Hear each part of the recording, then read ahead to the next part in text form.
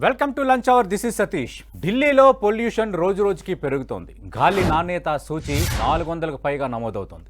అధిక కాలుష్యంతో ప్రజలు ఉక్కిరిబిక్కిరవుతున్నారు. క్షీణిస్తున్న వాయు నాణ్యతతో పాటు దట్టమైన పొగమంచు కారణంగా పరిస్థితులు మరింత దిగజారాయి. వాయు నాణ్యత సూచి కొన్ని ప్రాంతాల్లో ఏకంగా 500కు చేరింది. ఢిల్లీలో సగటు AQI రీడింగ్ 422గా ఉంది. ఇప్పటికే ఢిల్లీ NCR పరిధిలో గ్రేడెడ్ రెస్పాన్స్ యాక్షన్ ప్లాన్ కింద 4వ దశ ఆంక్షలు అమలు చేస్తున్నారు. ఢిల్లీలో వాయు కాలుష్యం క్రమంగా పెరుగుతుండటంతో అక్కడ ప్రజలు ఆరోగ్య సమస్యలతో ఇబ్బందులు పడుతున్నారు. కళ్ళ మంటలు, దురద, గొంతు నొప్పితో తీవ్ర ఇబ్బందులు ఎదుర్కొంటున్నారు. దట్టమైన పొగ మంచు కురుస్తుండటంతో విజిబిలిటీ దారుణంగా పడిపోయింది. దీంతో వాహనదారులు లైట్లు వేసుకుని మరీ ప్రయాణం చేయాల్సి వస్తోంది. ఢిల్లీలో కాలుష్యం పెరగడంతో 50% ఉద్యోగులు ఇంటి నుంచే విధులు నిర్వహించాలని ఆదేశాలు జారీ అయ్యాయి. ఈ టైం టేబుల్ ఢిల్లీ ప్రభుత్వం, ఢిల్లీ మున్సిపల్ కార్పొరేషన్ పరిధిలో అన్ని కార్యాలయాల్లో 2025 ఫిబ్రవరి 28 వరకు అమల్లో ఉండనుంది. అటు విద్యాశాఖ అధికారులు కఠిన ఆంక్షలు అమలు చేస్తున్నారు.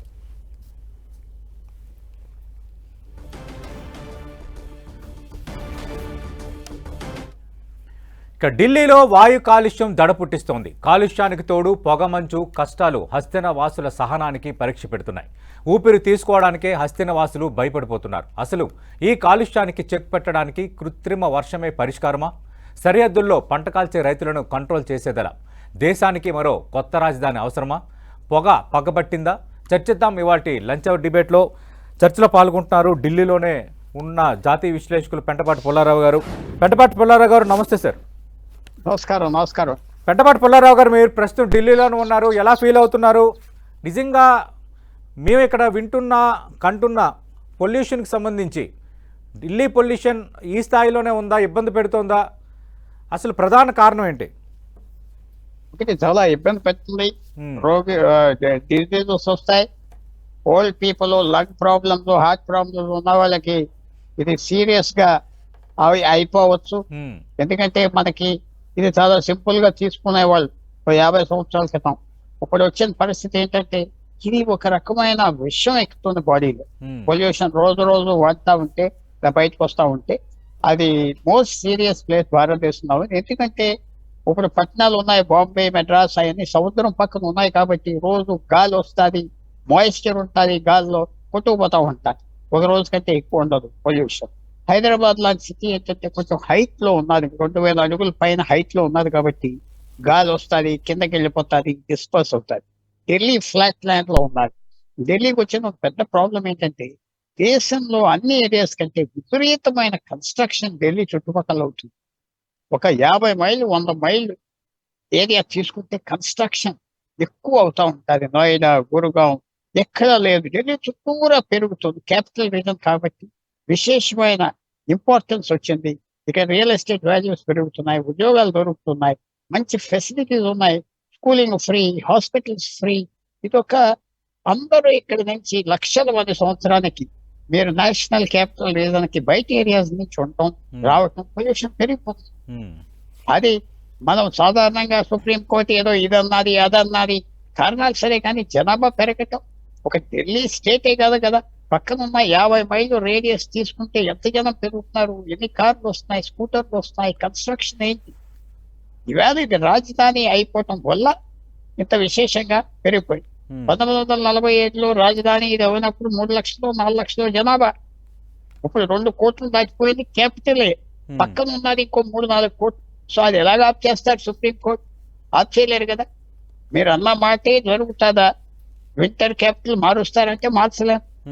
మనకి ఆ రోజు బ్రిటిష్ హయాంలో సిమ్లా క్యాపిటల్ గా ఉండేది. 10,000 మందో 2,000 మందో 3,000 మందో రన్ చేసేవారు భారతదేశాన్ని. 2 లక్షలు 3 లక్షలు 5 లక్షలు రన్ చేస్తున్నారు. చాలా సీరియస్ ప్రాబ్లం అయిపోయింది. ఇది ఊరికనే ఏదో రైతులకు కాలుస్తున్నారు కాబట్టి పోగాని కాదు. జనం రోజుకి 1000-2000 కార్లు, వెహికల్స్, 3000 కొత్త కార్లు తిరుగుతున్నారు డైలీ. సో అందువల్ల ఈ ప్రాబ్లం చేయటానికి ఎన్నో ఆలోచనలు వస్తున్నాయి, కానీ అవి ఏం పనిచేయట్లేదు. కొత్త ఆలోచనలు కావాలి, కొత్త విధానాలు కావాలి, అవి మాత్రం రావట్లేదు.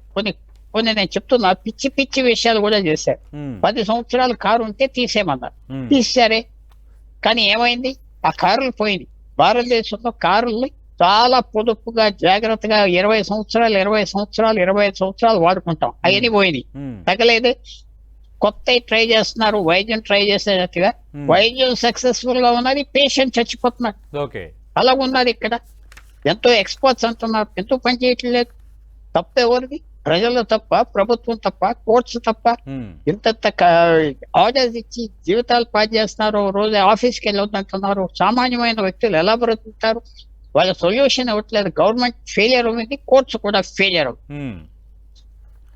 అంటే పెంటపాటి పుల్లారావు గారు, కృత్రిమ వర్షాన్ని కురిపించాలని ఢిల్లీ సర్కార్ ఆల్రెడీ కేంద్రానికి లేఖ కూడా రాసింది.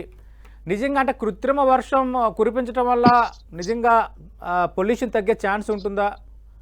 దీనిపై 100% తగ్గుతుంది. ఎందుకంటే కొద్దిగా నీరు వర్షం రాగానే ఉన్నది ఎయిర్ పార్టికల్స్, మనకి గాల్లో కనపడిన పార్టికల్స్ అందరూ భూమి మీదకి వచ్చేస్తాయి, నేల మీద పడిపోతాయి, డస్ట్ తగ్గిపోతుంది. ఒక వారం రోజులు 10 రోజులు హ్యాపీగా ఉంటుంది, తర్వాత వర్షం పడితే తగ్గిపోతుంది. దీంట్లో తప్పు లేదు, ఎక్స్పెరిమెంట్ చేయొచ్చు.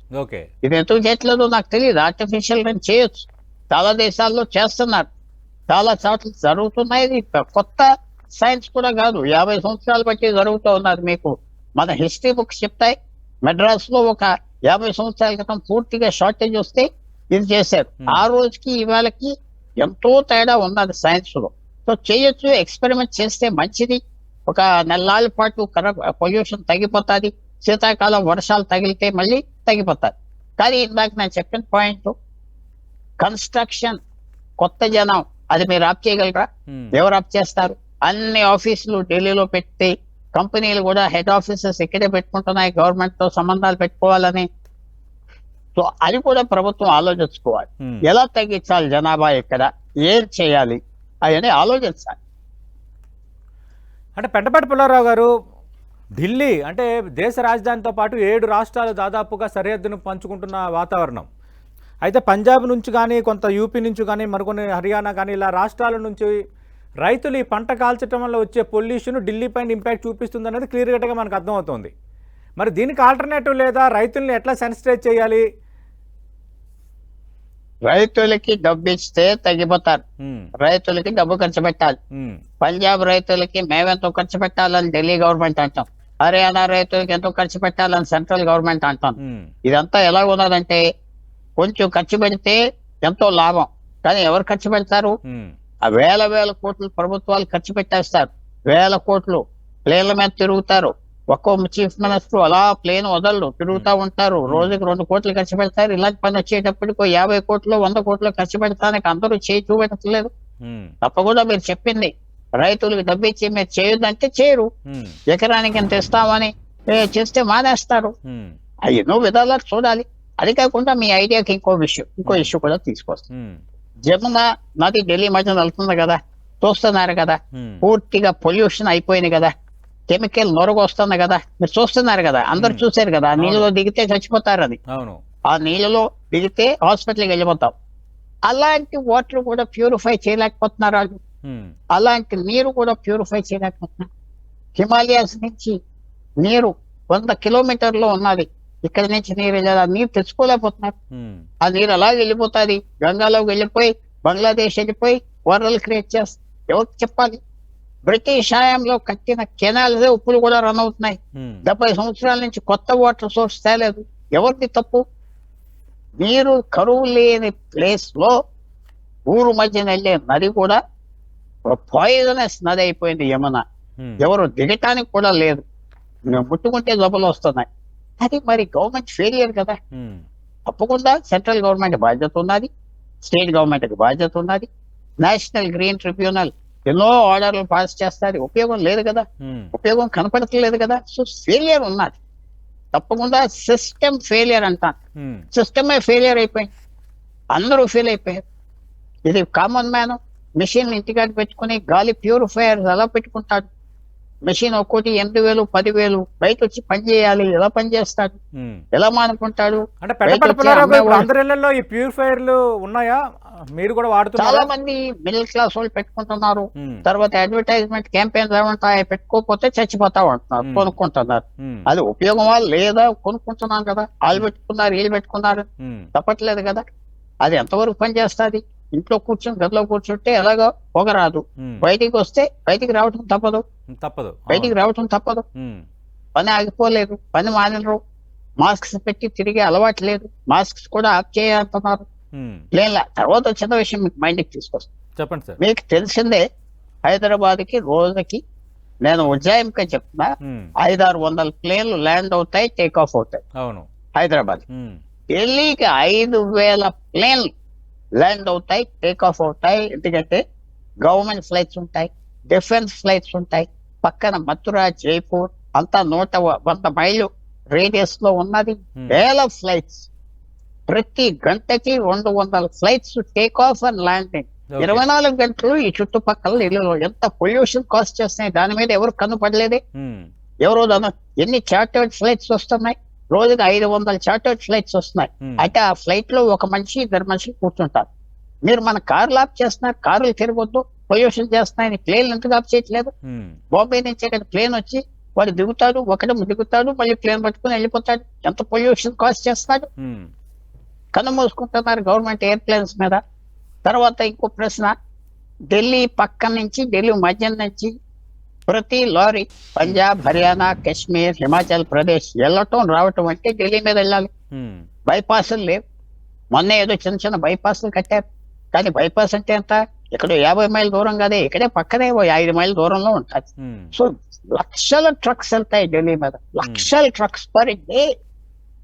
అంటే మీకు పొల్యూషన్ కాస్ట్ చేయాలంటే మీ ఆఫీస్ ట్యాంక్ బండ్ నుంచి 10 మైళ్ళ దూరం ఉంటే ట్యాంక్ బండ్ మీద 10 లక్షల వెహికల్ వెళ్తే మీ మీద రాదా? ఈజీగా పాకుతుంది కదా. అవును. అది ఆఫ్ చేయట్లేదు. రోజుకి మీరు పంజాబ్, హర్యానా, ఉత్తరప్రదేశ్, వెస్టర్న్ ఉత్తరప్రదేశ్, రాజస్థాన్ ట్రక్స్ బెంగాల్ నుంచి వెళ్ళాలంటే ఇక్కడ ఆగుతాయి. రోజుకి ఎన్ని బస్సులు, ఎన్ని ట్రక్స్ ఆగుతున్నాయి ఇక్కడ. ఇది క్రాస్ పాయింట్ అయిపోయింది కదా ఢిల్లీ. అది కూడా ఆలోచించుకోవాలి. ఎన్ని వేల లారీలు గంటకి వెళ్తున్నాయి. ఆ పొగ ఎంత కాస్ట్ చేస్తుంది, దాని మీద పడలేదు. గవర్నమెంట్ ఏం మీద పడుతుంది, కోర్సు నువ్వు స్కూటర్ ఈ రోజు తిప్పొద్దు, నువ్వు స్కూటర్ ఆ రోజు తిప్పొద్దు అంటే. ఎంత మనం విమర్శించాలని కాదు, పరిపాలించే వాళ్ళు మనకంటే ఎక్కువ తెలివితేటలు ఉన్నాయంటే లేవు. అధికారం విపరీతంగా చేతిలో ఉన్నది. అధికారం వాడుతున్నారు కానీ ఆలోచన వాడట్లేదు. నేను చెప్పిన దానికి మీరు చెప్పండి, మీ దృష్టికి ఎప్పుడన్నా ఢిల్లీ మీద 3,000-4,000 ఫ్లైట్స్ పర్ డే వెళ్తాను. ఒక ఫ్లైట్ టేక్ ఆఫ్, ఒక ఫ్లైట్ ల్యాండింగ్ కి 1000 కార్లు ఇచ్చే పొల్యూషన్ చేస్తారు. ఎందుకంటే అంత పవర్ వాడతారు, అంత ఫ్యూల్ వాడతారు. లక్షల ట్రక్స్ ఢిల్లీ మధ్య నుంచి వెళ్ళాయి, వచ్చి ఢిల్లీ పక్కన నుంచి వెళ్తాయి. పక్కన అంటే ఒక బైపాస్ ఇచ్చారు. ఢిల్లీ అంతా ఎంత 30 కిలోమీటర్స్ వెళ్ళాల్పు, 40 కిలోమీటర్స్ పొడుగు. అది వచ్చిందంతా వాళ్ళు ఎవరు పట్టించుకోవట్లేదు. ఇది ఇక్కడ ఏదో తిరిగేదో వ్యాప్ చేయమంటున్నారు, జనాన్ని ఏడ్పిస్తున్నారు. తప్పకుండా ప్రభుత్వం లోపం, సెంట్రల్ గవర్నమెంట్ లోపం, ఎన్వైరన్మెంట్ మినిస్ట్రీ ఉన్నది, ఏమి కాంట్రిబ్యూషన్ లేదు. ఇది మనం చెప్పాలంటే ఇది చాలా దేశం కాదు ప్రపంచం అంతా అసహ్యంగా ఉంది. ఇది గవర్నమెంట్ పట్టించుకోవట్లేదు. ధనవంతులు కార్లు ప్యూరిఫై ఉంటాయి, ఇళ్ళంతా ప్యూరిఫై ఉంటాయి. వాళ్ళకి ఏం కావాలి, మినిస్టర్స్ వాళ్ళకి ఏం కావాలి, ఆఫీసర్స్ కి ఏం కావాలి, కామన్ మ్యాన్ నలిగిపోతున్నాడు, బెదిరేస్తున్నారు. సో ఇది చాలా సీరియస్ ప్రాబ్లం అవ్వండి. ఆ మిగతా సిటీస్కి రాలేదంటే ఈ పరిస్థితి లేదు. ఎంత పెరుగుతుంది ఢిల్లీ సంవత్సరానికి. కొత్త జనం ఢిల్లీ నుంచి 50 కిలోమీటర్ల రేడియస్ ఇండియా గేట్ నుంచి చూస్తే సంవత్సరానికి 3 లక్షల 5 లక్షల జనం పెరుగుతున్నారు పర్ ఇయర్, ఇంకా ఎక్కువ. అది ఎక్కడ? అందువల్ల ఇది ప్రాబ్లం కి క్యూర్ ఉన్నది, చక్కటి క్యూర్. కానీ ప్రభుత్వం కళ్ళు తెరవట్లేదు. ప్రభుత్వం తప్పు. చాలా సీరియస్ డిజీజ్ ఇది, ఒక కోవిడ్ లాంటి డిజీజ్. అంటే కనపడుతుంది, వెంటనే మనుషులు చచ్చిపోరు. కానీ స్టాటిస్టిక్స్ ఏం వస్తున్నాయి భారతదేశంలో, పొల్యూషన్ గురించి లక్షలు చచ్చిపోతున్నారు అని వచ్చింది. అవును. అంటే ఢిల్లీలో లాక్డౌన్ విధించే స్థాయి పరిస్థితులు ఏమైనా రావచ్చా? నిజంగా ఆ వాతావరణం అలా ఉందా? ఈ నిబంధనలు, వర్క్ ఫ్రమ్ హోమ్ నిబంధనలు పెట్టడం, ఆఫీస్ వేళలు మార్చడం, స్కూల్ పిల్లలకి సెలవులు ఇచ్చి ఆన్లైన్లో పాఠాలు చెప్తుండడం, ఇదంతా లాక్డౌన్ అంటే కోవిడ్ టైంలో, లాక్డౌన్ టైంలో మనందరం చేసింది ఇది. అది పార్షియల్ గా చేశారు కదా ఆల్రెడీ. School మూసేస్తారు first. నేను చెప్పింది అటెండ్ అవ్వట్లేదు కదా. రోజుకి ఢిల్లీ మీద లక్షల వెహికల్స్ వెళ్తున్నాయి, పైకి కిందకి, పశ్చిమ నుంచి తూర్పుకి, తూర్పు నుంచి పశ్చిమకి, ఉత్తరం నుంచి దక్షిణకి, దక్షిణ నుంచి ఉత్తరం. ట్రక్స్ వెళ్తున్నాయి, ఆఫ్ చేయట్లేదు, ఉమ్, ప్లేన్లు ఆఫ్ చేయట్లేదు. ప్రైవేట్ ప్లేన్స్ కు హాలిడే ఇవ్వమనండి 5 రోజులు, రోజుకి 500 ప్లేన్లు ఆగుతాయి, ఇవ్వట్లేదు. ఉమ్, ఇది వాళ్ళు ప్రజలు ఎక్కడ లోకుగా ఉంటే వాళ్ళ మీద పెడతారు. నువ్వు పనికి వెళ్ళొద్దు, బయట తిరగొద్దు. ఆ డిమానిటైజేషన్ ధనవంతుల్ని పాస్ చేయలేదే, పేదవాళ్ళని పాస్ చేసి ఉమ్, ఏది వచ్చినా పేదవాళ్ళని మధ్య తరగతి వాళ్ళ మీద పెడతారు ప్రభుత్వాలు. కానీ అది సొల్యూషనా? ఉమ్, సొల్యూషన్ క్యూర్ కంటే ఇంకా అసహ్యంగా ఉంది. సో తప్పకుండా పబ్లిక్ కూడా ఇన్వాల్వ్ అవ్వాలి, పబ్లిక్ డిమాండ్ చేయాలి.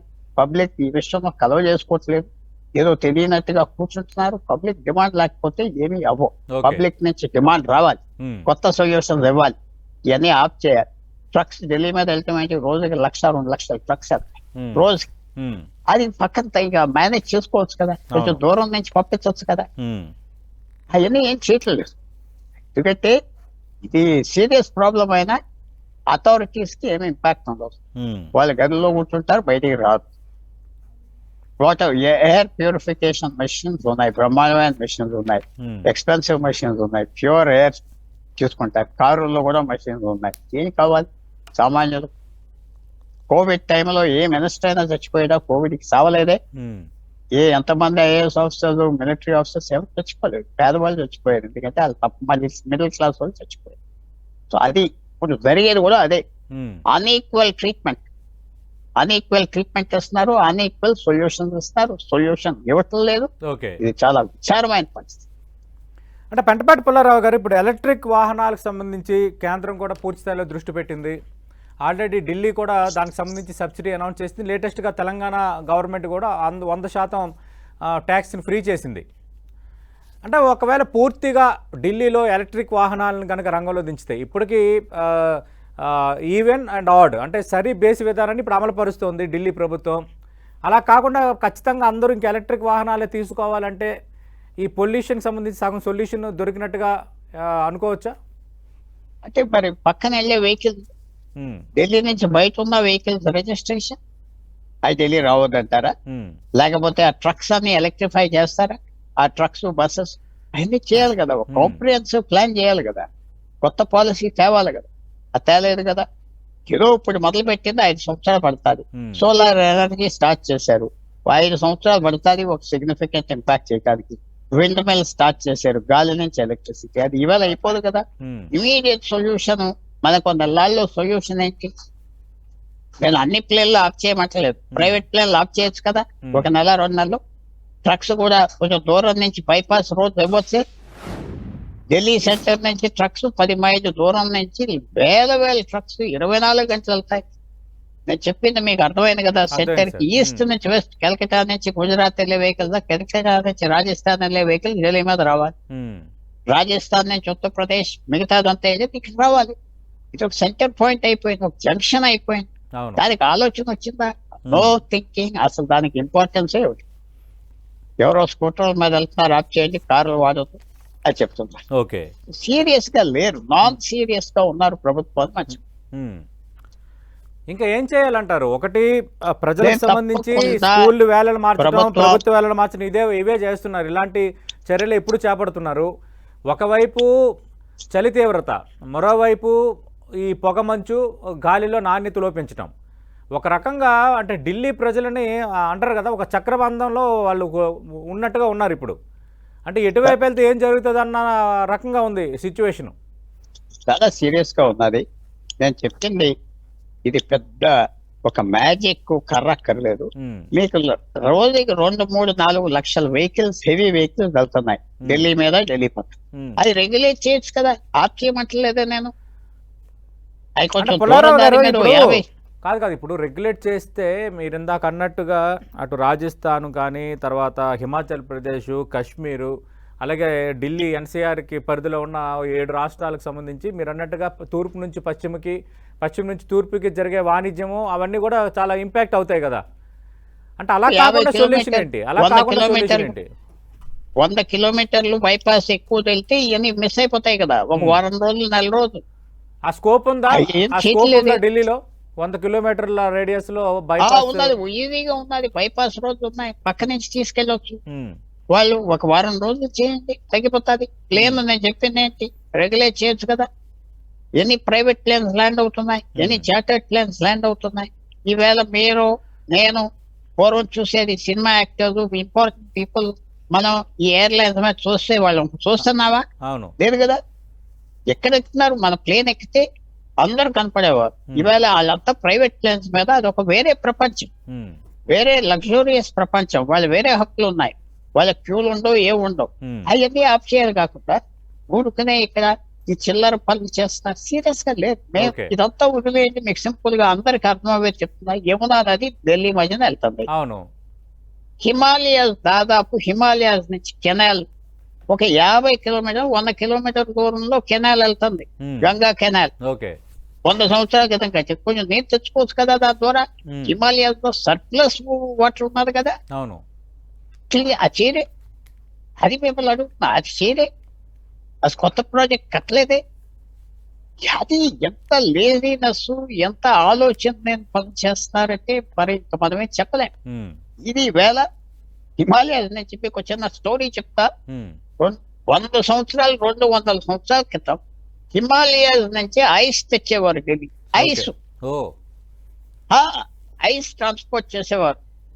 నోబల్స్ కి, పెద్దవాళ్ళకి, ఏమంటారు ఎక్కువ ఎలీట్ కి అది తెచ్చేవారు. ఇది వాటర్ తేలేకపోతున్నారు. వీళ్ళు ఎవరు బ్లేమ్ చేస్తారు? అందువల్ల మన ప్రభుత్వం ఫెయిల్ అవుతుంది. నాన్ సీరియస్ గా ఉన్నారు. ప్రజలు కూడా ఇన్వాల్వ్ అవ్వాలి. ప్రజలకి ఏదో వెళ్ళిపోతారులే కొన్ని రోజుల తర్వాత అనుకుంటున్నారు. అందువల్ల అంటే ఇంక ఎల్లకాలం ఢిల్లీ తల్ల ఢిల్లీతోనే ఉండాలా?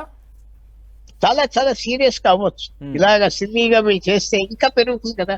మీరు నేను మాట్లాడుతున్నాం. రేపు చూస్తే కొత్త అరైవల్స్ ఢిల్లీ నుంచి 50 కిలోమీటర్లు ఒక 500 మంది ఉంటారు కొత్త వాళ్ళు. అంటే పుల్లారావు గారు, ఈ డిబేట్ క్లోజ్ చేసే ముందు అంటే ఇప్పుడు నయా ఢిల్లీ ఏమైనా కావాలి? ఇప్పుడు నయా రాయ్పూర్ లాగా అట్లాగా మళ్ళీ ఢిల్లీకి సంబంధించి క్యాపిటల్ కి ఇంకా స్పేస్ ఉందా? మేజర్ ఆఫీసెస్ షిఫ్ట్ చేయటం మంచిది. 50 మైళ్ళు 100 మైళ్ళ దూరం ఏదైతే ఢిల్లీలో ఉండక్కర్లేదో షిఫ్ట్ చేయటం మంచిది. షిఫ్ట్ చేస్తే పర్మనెంట్ సొల్యూషన్ వస్తాయి.